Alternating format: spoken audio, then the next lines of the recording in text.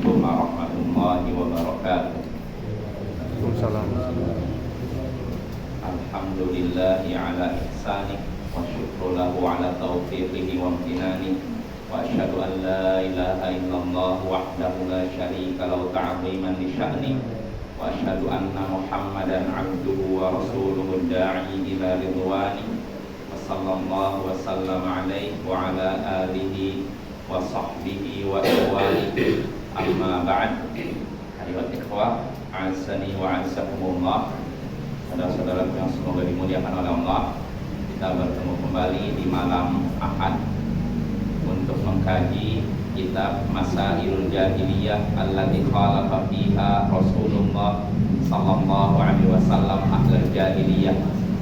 Masalah-masalah jahiliyah yang mana Rasulullah sallallahu alaihi wasallam mengambil sikap yang berbeda dengan orang-orang jahiliyah. Ya, karya Syekhul Islam Muhammad bin Abdul Wahhab bin Sulaiman At-Tamimi rahimahullahu ta'ala.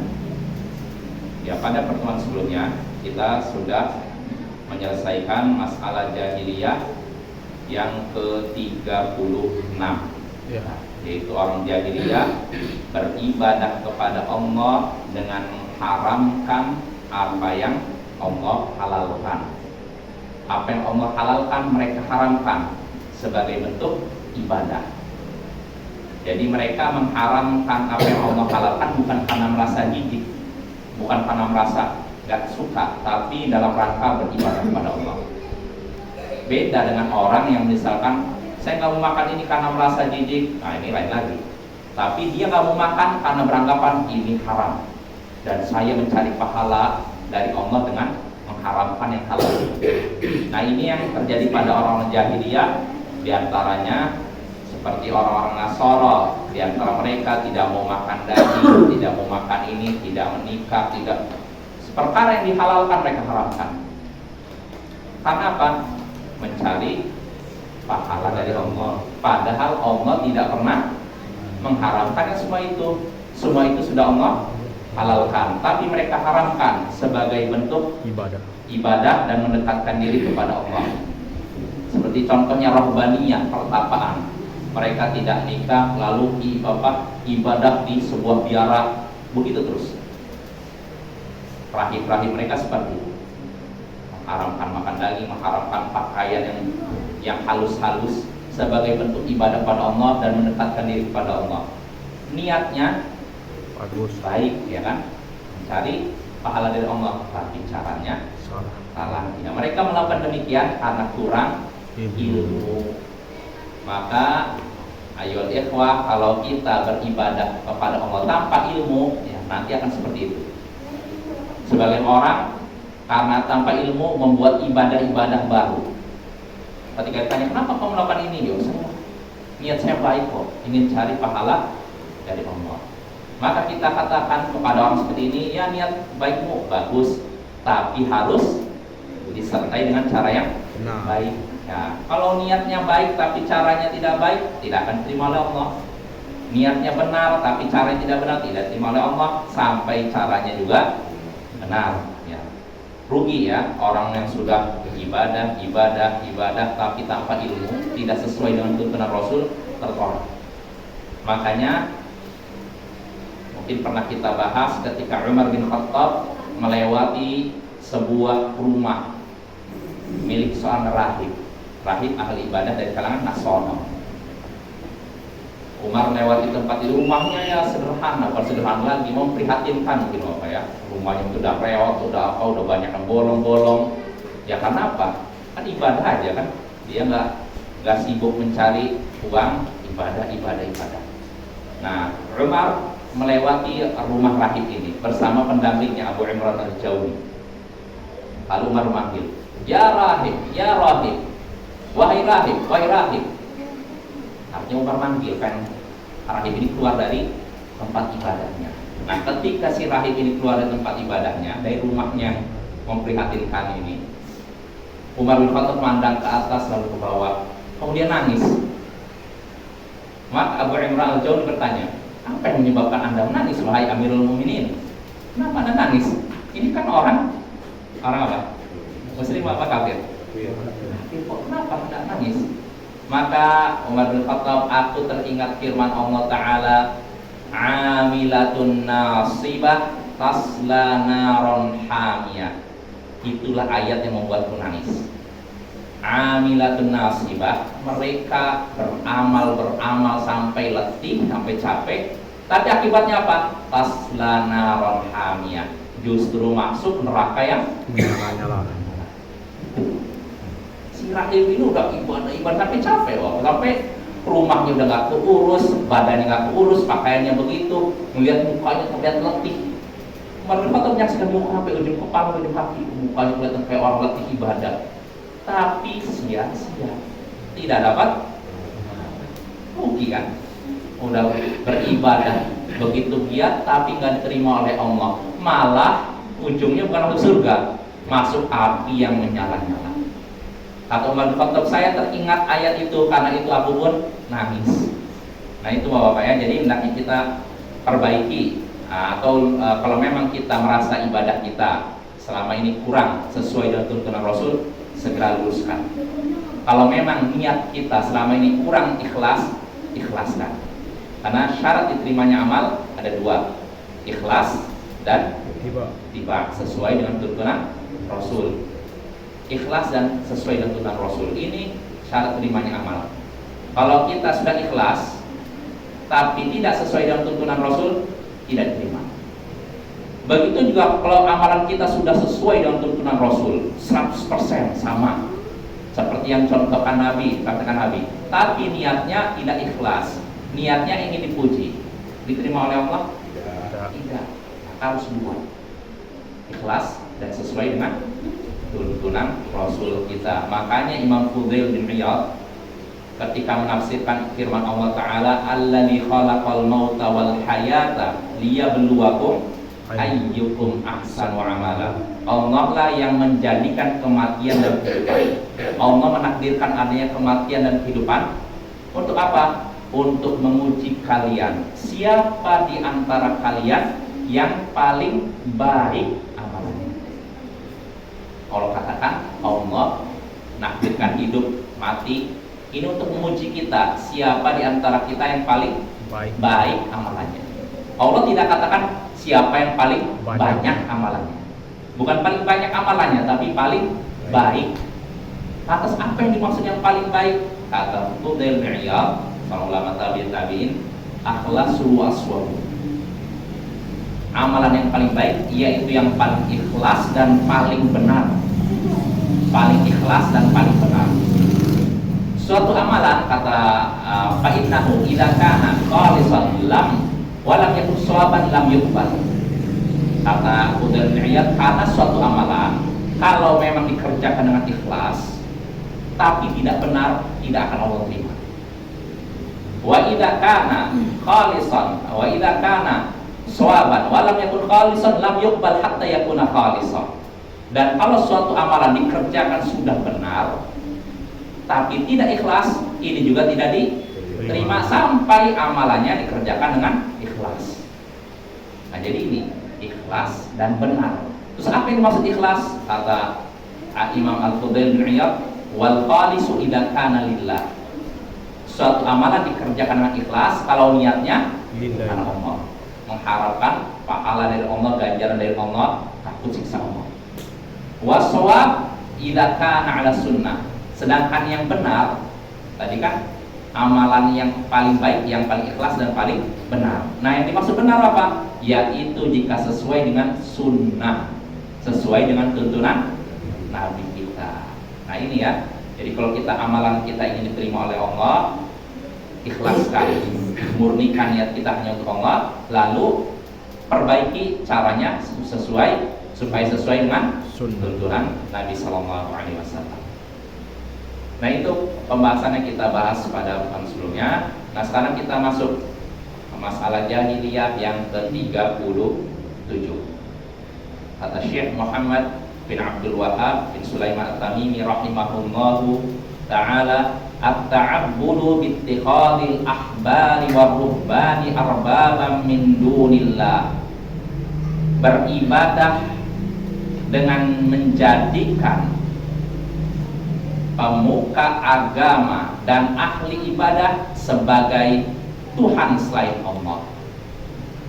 Nah, ini orang-orang jahiliyah beribadah dengan cara menjadikan para pemuka agama, istilahnya ulamanya mereka, dan ahli ibadah mereka sebagai Tuhan selain Allah. Nah, ini terjadi pada orang-orang Yahudi dan Nasrani. Walaupun kita katakan tidak semuanya, tapi banyak dari antara mereka terjatuh pada demikian. Mereka menjadikan tokoh agama mereka dan ahli ibadah mereka sebagai Tuhan selain Allah. Ya, kita baca keterangan dari Syekh Shalal Fauzan ini ketika menjelaskan perkataan Syekh Muhammad bin Abdul Wahab tadi. Kata Syekh Shalal Fauzan, qala Allah Ta'ala fil Yahudi wan Nasara. Allah berfirman menyebutkan tentang kaum Yahudi dan Nasara. Ittakhadhu ahbarahum wa rubbanahum arbaba min dunillah wal masih ibn Maryam wa ma umiru illa liya'budu ilahan wahida. Mereka menjadikan pemuka agama mereka dan ahli ibadah mereka sebagai Tuhan-Tuhan selain Allah. Dan mereka juga menjadikan Al-Masih putra Maryam sebagai Tuhan selain Allah. Padahal mereka tidaklah diperintahkan kecuali agar beribadah kepada sembahan yang satu, yang esa, yaitu Allah. Nah, di sini Allah menyebutkan mereka menjadikan tokoh agama mereka dan ahli ibadah mereka sebagai Tuhan selain Allah, dan menjadikan Al-Masih putra Maryam sebagai Tuhan selain Allah. Siapa Al-Masih putra Maryam? Nabi Isa, ya. Nabi Isa gelarnya Al-Masih, Bapak ya. Nah, di sini Allah menyebutkan mereka, berarti siapa yang menuhankan Nabi Isa? Orang. Nah, itu ya. Di sini mereka menjadikan tokoh agama, ahli ibadah Nabi Isa sebagai Tuhan selain Allah. Nah, ini terjadi pada orang-orang Yahudi dan Nasrani, terutama orang Nasrani. Dan di sini ada keterangan dari Syekh, wal ahbar humul ulama, wal ruhban humul ubbad. Tadi disebutkan mereka menjadikan para pemuka agama mereka ahbar. Ahbar di sini maksudnya ulama, ahli ilmu. Atau kalau dalam bahasa, kalau bagi orang Yahudi namanya rabi, ya. Rabi Yahudi. Kalau bagi orang Nasara itu yang sering kita dengar ya. Waruhban, mereka juga menjadikan ruhban, tadi yaitu ubbad, ahli ibadah. Jadi mereka menjadikan ahli ilmu dan ahli ibadah mereka sebagai Tuhan selain Allah. Fal Yahud wan Nasara yata'abbaduna lillahi bittiba'il ahbari wa ruhbani fi ma'siyatillahi subhanahu wa ta'ala. Nah, ini Bapak nih, orang-orang Yahudi dan Nasara beribadah kepada Allah dengan mengikuti ahli ilmu dan ahli ibadah mereka dengan bermaksiat kepada Allah. Jadi mereka beribadah kepada Allah dengan cara mengikuti ahli agama dan ahli ibadah yang bermaksiat kepada Allah. Kenapa maksudnya? Haitsu yuharrimuna ma ahallallah wa yuhilluna ma harramallah fa yuti'uhum haula. Seperti apa maksudnya mereka ini beribadah kepada Allah dengan mengikuti ulama mereka, ahli ibadah mereka dalam hal bermaksiat kepada Allah? Maksudnya apa? Mereka mengharamkan apa yang Allah halalkan dan menghalalkan apa yang Allah haramkan. Jadi ini dihalalkan oleh Allah, mereka katakan itu haram. Dan ini diharamkan oleh Allah, mereka katakan halal. Fayuti'uhum haula, dan mereka orang Yahudi dan Nasrani mengikuti mereka. Mereka ini siapa? Ahli ilmu dan ahli ibadah mereka. Orang yang punya ilmu dan rajin ibadah di antara mereka. Jadi ahli ilmu dan ahli ibadahnya mengharamkan apa yang Allah halalkan atau menghalalkan apa yang Allah haramkan. Ternyata pengikutnya ikut. Nah, ini mengerikan sekali ya. Di sini wa ya'tabiruna hadza ibadah, dan mereka pengikutnya ini, umatnya ini menganggap itulah ibadah. Wa haitsu yaqulun, di mana mereka berkata ta'atul ulama wajibah. Mereka berkata menaati orang yang berilmu ini wajib, kata mereka. Walaupun ulamanya mengharamkan apa yang Allah halalkan. Nah, ini terjadi pada orang-orang terdahulu. Jadi para rabi, ya, para pemuka agama mereka, tokoh agama mereka sudah jelas-jelas mengharamkan apa yang Allah halalkan. Ternyata umatnya tetap ikut. Jadi mereka tidak mau berpikir. Jadi seperti hewan yang bisa digiring sana sini, nggak mau berpikir. Nah, ini mengerikan Bapak ya. Maka kita umat Islam nggak boleh seperti itu. Kita harus kritis kepada siapapun, termasuk ulama, ustadz, buya, siapapun yang menyampaikan masalah agama. Kalau memang kita tahu yang dia sampaikan tidak sesuai dengan Al-Quran dan Sunnah, kita tolak. Kalau sesuai dengan Al-Quran dan Sunnah, kita terima dan kita ikuti.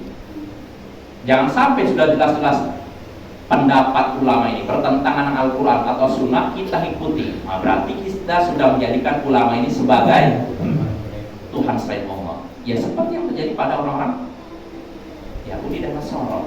Jadi orang-orang Yahudi dan Nasara ibadah kepada pemuka agama mereka bukan dengan memberikan sembelihan kepada mereka, enggak.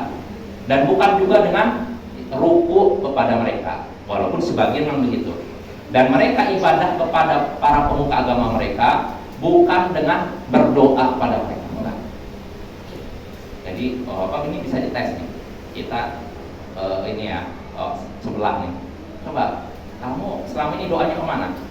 Apakah kepada pemuka agama kamu atau kepada Tuhan itu? Dia akan jawab apa? Ya, dia nggak mungkin berdoa kepada manusia. Nah, orang Yahudi dan Nasrani di zaman Nabi ini, mereka ibadahnya bukan berdoa kepada ulama mereka, kepada rabi mereka, kepada ahli mereka. Enggak. Terus kenapa mereka dianggap menuhankan pemuka agama mereka? Mereka dianggap menuhankan pemuka agama mereka, yaitu dengan mengikuti mereka dalam keadaan jelas-jelas mereka salah itu. Jadi bukan dengan berdoa, wahai Ustaz Rabi, tolong bantu saya, misalnya seperti itu. Nah, mereka dianggap menyembah para pemuka agama mereka, yaitu dengan menghalalkan, mengikuti mereka dalam mengharamkan apa yang Allah halalkan. Jadi sudah jelas-jelas Allah mengharamkan, pemuka agama mereka menyatakan halal, umatnya begitu ikut halal. Nah, dengan ini berarti sudah menjadikan pemuka agama ini sebagai Tuhan selain Allah. Ini Bapak ya, ini yang harus kita waspadai. Jadi mereka dengan alasan apa seperti itu? Kata mereka, menaati orang yang berilmu adalah wajib. Maka kata Syekh ini, panakul, maka kita katakan ta'atuhum wajibah idza ta'umna. Kita katakan, ini kata Syekh Shalal Fauzan, untuk meluruskan ucapan mereka, kita katakan sebagai umat Islam, menaati orang yang berilmu itu wajib jika orang yang berilmu itu menaati Allah. Artinya kalau pendapatnya benar, perkataannya benar. Kalau perkataannya salah, kita tidak boleh menaati. Ya, maka di sini pentingnya kita menggunakan akal kita. Makanya Bapak-bapak, Islam itu tidak menentang akal. Jadi banyak ada yang keliru, katanya Islam ini seakan-akan agama yang bertentangan dengan akal, seakan-akan menyampingkan akal, memusuhi akal. Istilahnya cuma agama doktrin katanya. Pokoknya kamu yakin ini, nggak usah dipikirkan seperti itu. Dalam banyak ayat Al-Quran, Allah menyuruh kita untuk menggunakan akal kita untuk berpikir. Kita tidak seperti hewan yang digiring ke arah kanan, digiring ke arah kiri, ke kiri. Nah, seperti itu. Kita diperintahkan untuk berpikir. Makanya banyak dalam Al-Quran Allah menyatakan afala ta'qilun, apakah kalian tidak berpikir? Afala tadakkarun, apakah kalian tidak mengambil pelajaran? Afala tattaqun, begitu. Jadi artinya Allah menyuruh kita untuk menggunakan akal kita untuk berpikir ya. Tidak boleh sekedar ikut-ikutan. Nah, jadi kata Syekh ini, kita katakan, kita sebagai umat Islam mengatakan menaati orang yang berilmu wajib, betul. Tapi jika orang yang berilmu ini menaati Allah. Adapun kalau mereka tidak menaati Allah, jangan ditaati. Makanya kata Syekh ini, wa amma man khalafa ta'ata Allah fala ta'ata lah. Adapun menyelisih. Adapun siapa yang tidak menaati Allah, maka kita pun tidak menaatinya. Tidak ada ketaatan kepadanya. Qala sallallahu alaihi wasallam, Nabi sallallahu alaihi wasallam bersabda, la ta'atan li makhluqin fi ma'siyatil khaliq. Tidak boleh menaati makhluk dalam hal bermaksiat kepada Khaliq. Khaliq artinya apa? Allah. Pencipta, Allah. Jadi tidak boleh kita menaati makhluk tapi dalam perkara yang bermaksiat kepada Allah. Artinya apa? Dia misalkan memberikan perintah yang salah, udah jelas bertentangan dengan Al-Quran Sunnah, lalu kita taati, nggak boleh, haram. Yang seperti ini. Kata Syekh, walau kanu ulama'a au ubadan min azhadin nas. Walaupun yang mau ditaati ini adalah seorang ulama, orang yang berilmu dan ahli atau ahli ibadah, termasuk orang yang paling zuhud sekalipun, tetap tidak boleh kita taati kalau apa yang dia katakan salah. Kalau yang dikatakan salah, pendapatnya salah, jangan kita ikuti. Ya, ini Bapak ya. Dan hadis ini pernah kita singgung. Sebab munculnya hadis ini adalah kisah ketika Abdullah bin Hudzafah As-Sahmi bersama para sahabat singgah di suatu tempat. Jadi Abdullah bin Hudzafah As-Sahmi ini dia ditunjuk sebagai komandan pasukan oleh Nabi SAW. Dia membawahi pasukan yang berjumlah berapa puluh orang.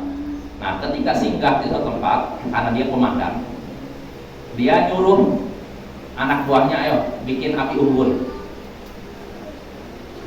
dan nyalakan api unggun besar.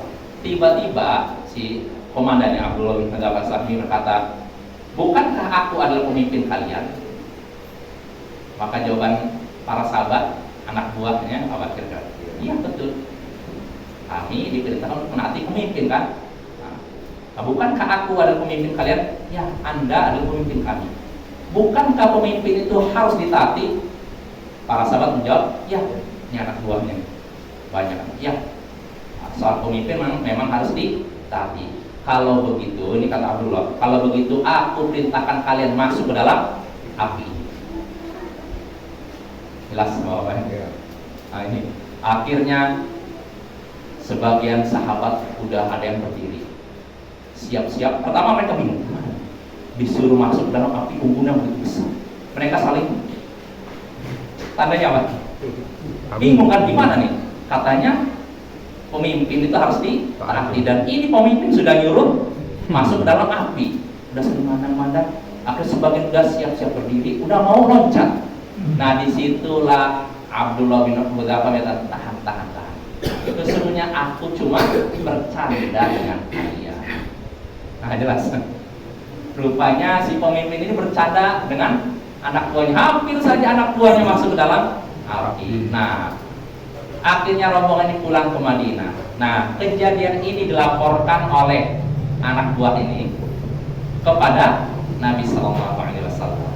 Jadi para sahabat yang jadi anak buah Abdullah bin Hudzafah As-Sahmi ini melaporkan kepada Nabi kejadian itu. Jadi wahai Rasulullah, kami di suatu malam menyalakan api unggun, tiba-tiba pemimpin kami menyuruh kami masuk ke dalam api tersebut. Maka kata Rasulullah, seandainya kalian benar-benar masuk ke dalam api itu, kalian tidak akan keluar dari itu selama-lamanya. Maksudnya apa? Bunuh diri. Langsung nembus neraka itu. Ya, barulah Rasulullah menyebutkan hadis ini. Tidak boleh menaati makhluk dalam hal bermaksiat. Karena bunuh diri ini maksiat atau ketaatan? Maksiat. Maka nggak boleh menaati pemimpin dalam hal ini, dalam hal bunuh diri. Masuk ke dalam api nggak boleh. Sesungguhnya taat itu dalam hal yang baik saja, kata Nabi. Maka Bapak, kalau ada orang yang memberikan perintah pada kita, memberikan fatwa kepada kita, dan fatwanya jelas-jelas salah, bertentangan dengan Al-Quran atau As-Sunnah, kita tidak boleh menaatinya. Siapapun itu, walaupun dia orang yang paling kita hormati, orang yang kita anggap, istilahnya ilmunya sudah tinggi. Kalau pendapatnya salah, kita tolak. Gak boleh kita fanatik buta. Apapun yang dikatakan orang ulama ini kita telan mentah-mentah. Kita terima, gak boleh kita protes. Gak boleh seperti itu ya. Kita sudah Allah berikan akal. Maka gunakanlah akal kita untuk menimbang kebenaran ya. Jangan fanatik buta seperti hewan yang giring sini, giring sana ya. Nah itu Bapak ya, ini pelajaran penting. Gak boleh kita menaati siapapun kalau memang perintahnya salah. Lalu lanjut, kata Syekh ini mada mulai soal hak. Jadi kata Syekh ini, kita kan Syekh menyebutkan dalil tadi tidak boleh menaati makhluk dalam hal bermaksiat kepada Allah, walaupun yang mau ditaati itu adalah ulama, orang yang berilmu atau ahli ibadah, termasuk orang yang paling zuhud. Kata Syekh mada mulai soal hak fala yajuzu lana tiba'uhum. Selama mereka tidak di atas kebenaran, maka tidak boleh kita mengikuti mereka. Selama mereka tidak di atas kebenaran. Kalau tidak di atas kebenaran berarti di atas apa? Jadi selama mereka sesat salah, gak boleh kita mengikuti mereka. Wa man ittaba'ahum wa huwa ya'lamu annahum yuhilluna ma harramallah wa yuharrimuna ma ahallallah faqad ittakhadhahum arbaba.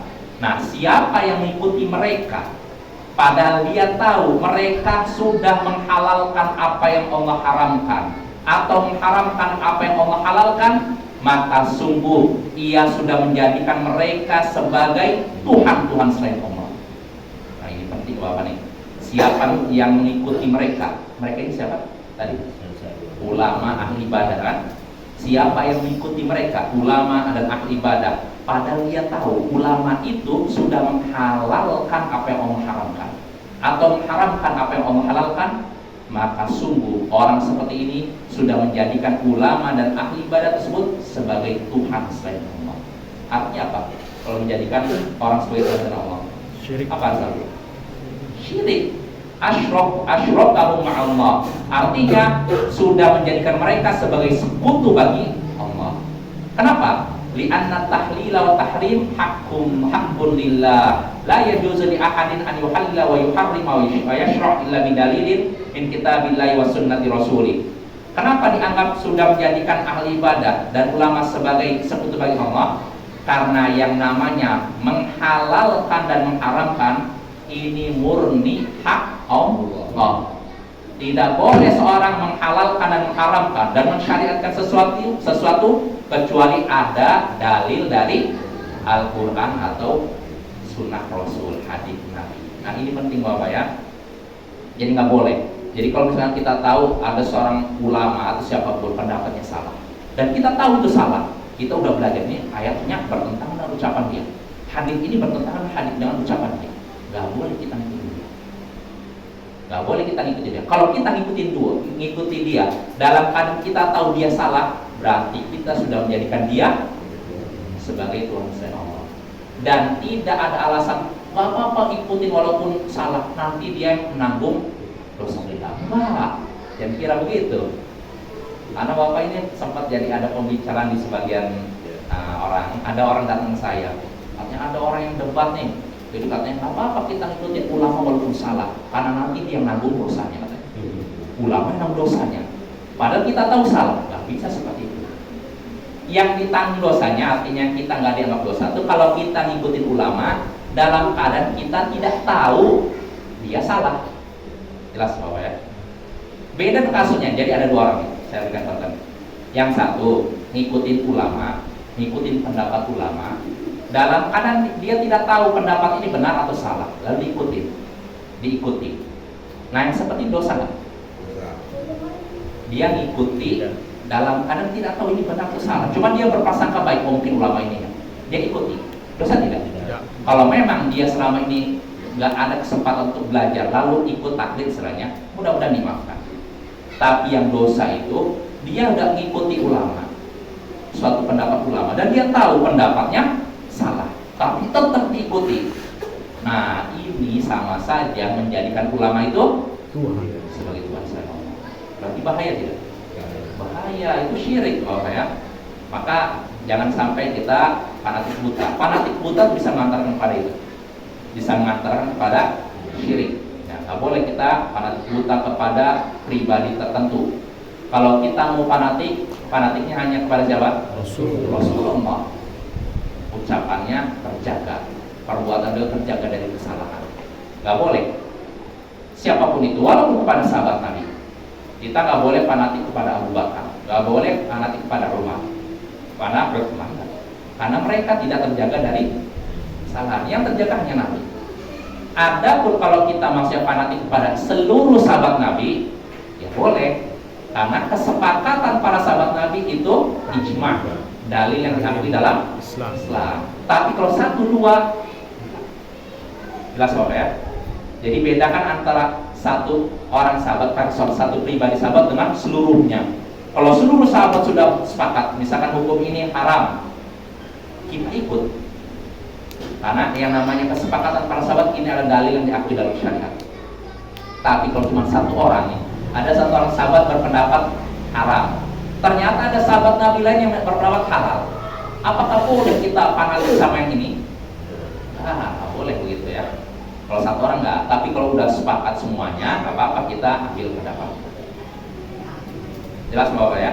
Itu tentang menjadikan temanya masalah ini yaitu menjadikan ulama ahli ibadah sebagai Tuhan selain Allah. Yaitu dengan mengikuti mereka dalam haramkan apa yang Allah halalkan atau menghalalkan apa yang Allah haramkan. Lalu kata Syekh sini, fala nuti'ul ulama mutlaqan asabu au akhtau. Nah, ini penting nih. Kata Syekh, tidak boleh kita menaati ulama secara mutlak. Enggak boleh. Baik mereka benar atau salah diikuti, enggak boleh. Terus bagaimana? Lakin nattabi'uhum in asabu. Akan tetapi kita mengikuti para ulama jika memang mereka benar. Wa natajannabu khata'ahum idza akhtau. Dan kita menjauhi kesalahan mereka kalau memang mereka berbuat salah. Ya, jelas Bapak ya. Fanuti'u man ata'allah. Kita menaati orang yang menaati Allah, wa naqsi man asallah, dan kita durhaka atau istilahnya tidak mengikuti orang yang bermaksiat kepada Allah. Ya. Jelas Bapak ya. Hadza wa dinul haq. Inilah agama yang benar. Ya. Jelas Bapak ya. Nah, ini tadi keterangan dari Syekh ini yang terkait saya bacakan tadi. Amma law kunta la ta'lam anna hadzal 'alima mukhti'un fa anta ma'dzur. Adapun kalau engkau tidak tahu bahwa ulama ini salah lalu diikuti, fa anta ma'dzur. Anda dimaklumi. Artinya dimaafkan. Ya. Amma man yaqul idza kana akhta fa khatahu 'alaihi fa naqul hadza la yajuz wa la yanfa'uka hadza yaumul qiyamah. Adapun orang yang berkata kalau memang ulama itu salah lalu kita ikuti, nanti kesalahannya ditanggung oleh ulama ini, maka kita katakan ini tidak boleh dan tidak akan bermanfaat bagimu di hari kiamat nanti. Jadi nggak ada alasan, saya pokoknya ikutin ulama ini, mau benar atau salah saya ikuti, karena kalau benar saya dapat pahala, kalau salah dia juga nanti. Nggak boleh seperti itu. Ya. Kalau kita tahu salah, malah kita yang dapat dosa, ulama itu yang nggak dapat dosa. Karena ulama, Bapak, ketika berijtihad, misalkan dalam suatu masalah tidak ada dalil yang jelas dalam Al-Quran Sunnah, lalu berijtihad, ternyata ijtihadnya benar, dia dapat dua pahala, sebagaimana disebutkan dalam suatu hadis. Dan kalau ternyata ijtihad lalu ijtihadnya salah, dia dapat satu pahala. Ini ulama berijtihad, benar dia dapat dua pahala, salah dapat satu pahala. Nah, kita sebagai umat yang ikutin ulama, kita tahu bahwa ini benar, kita ikuti tidak? Ikuti, kita juga dapat pahala. Tapi kalau kita tahu pendapatnya salah, kita ikuti, bebas dari dosa. Nah, kita dapat dosa, ulamanya nggak dapat dosa. Maka hati-hati ya, jangan fanatik buta sekali lagi. Nah itu Bapak ya. Lalu nah itu cukup mungkin dari situ ya. Jadi dengan ini selesai kita dari masalah jahiliyah yang ke-37. Nah, pada pertemuan berikutnya kita masuk masalah jahiliyah yang baru yang ke-38. Pembahasan yang menarik juga di sini. Di antara sifat jahiliyah yang ke-38, al-ilhadu fis sifat. Melakukan penyimpangan dalam sifat-sifat. Sifat-sifat apa? Allah. Sifat-sifat Allah. Nah, ini insyaallah akan kita bahas pada pertemuan berikutnya. Wassalamualaikum warahmatullahi wabarakatuh. ajma'in. Akhiru da'wana anil hamdulillahi rabbil alamin. Assalamualaikum warahmatullahi wabarakatuh.